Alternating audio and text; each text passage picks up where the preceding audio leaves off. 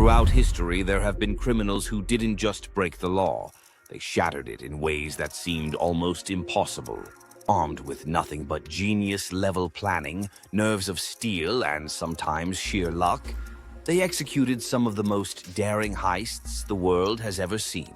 Today, we won't just cover crimes, they're masterpieces of deception. Before we start, if you happen to enjoy this video and find value in it, I would greatly appreciate it if you left a like so that more people may be able to find it. Additionally, if you don't want to miss out on more videos, why not subscribe? That way you will be notified every time I upload a new video. Let's get started now, shall we? In the early hours of March 18th, 1990, two men disguised as Boston police officers talked their way into the Isabella Stewart Gardner Museum. They claimed they were responding to a disturbance call.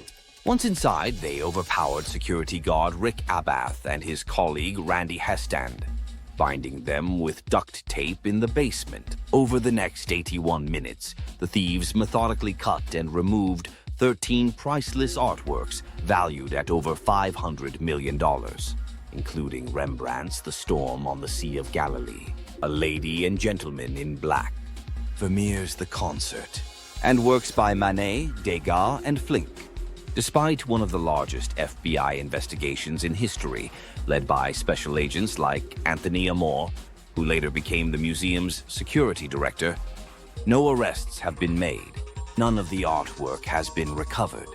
The museum continues to offer a $10 million reward, and the empty frames still hang on the walls as a haunting reminder of the largest art heist in American history, with theories linking the crime to organized crime figures like Bobby Donati and Carmelo Merlino of the local Boston mob. Pulling off a heist isn't just about the plan, it's about endurance. These criminals spent months tunneling underground, waiting for the perfect moment, or braving harsh conditions just to make their move. The difference between success and failure: preparation. And while you, hopefully, aren't planning a heist, being prepared for extreme conditions is just as important in everyday life. That's where Action Heat heated clothing comes in. Whether you're facing freezing temperatures, working outdoors, or just trying to stay warm in the winter, Action Heat's battery-powered gear keeps you comfortable wherever you are. Check out the link in the description to gear up and stay warm. No elaborate schemes required. Next up, in a stunning display of criminal engineering, the Banco Central Heist unfolded in Fortaleza, Brazil, over the weekend of August 5th and 6th, 2005. That's when a gang posing as a landscaping company rented a property 2 blocks from the bank.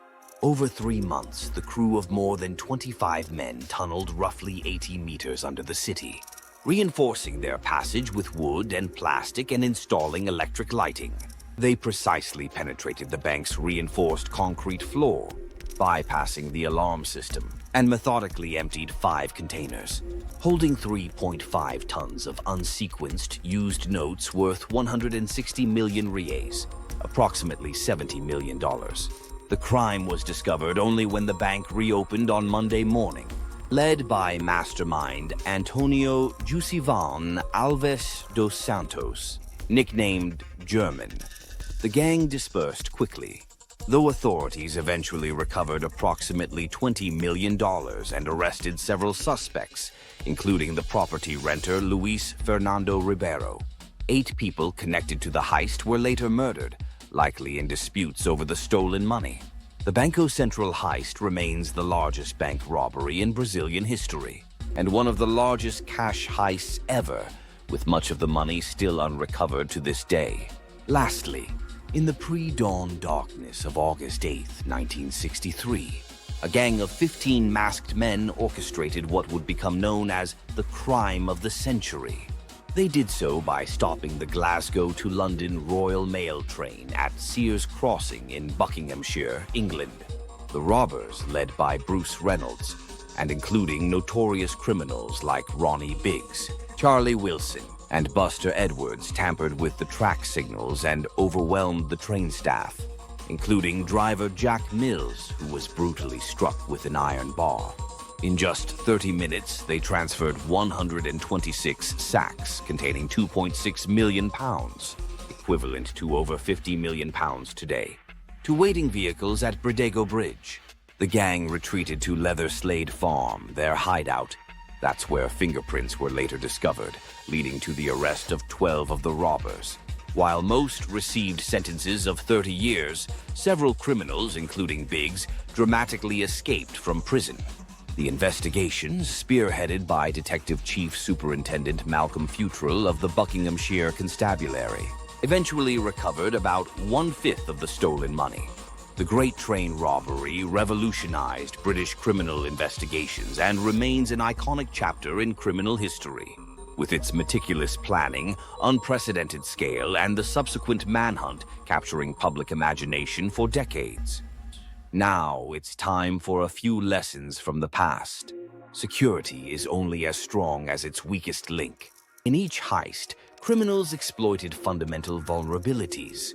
The Gardner thieves used disguises to gain trust. The Banco Central team found a blind spot beneath the vault, and the train robbers manipulated railway signals.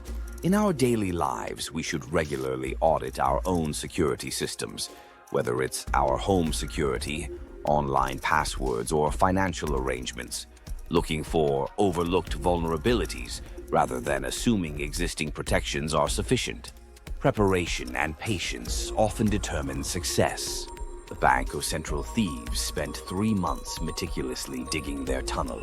The Great Train Robbers studied train schedules and railway operations extensively.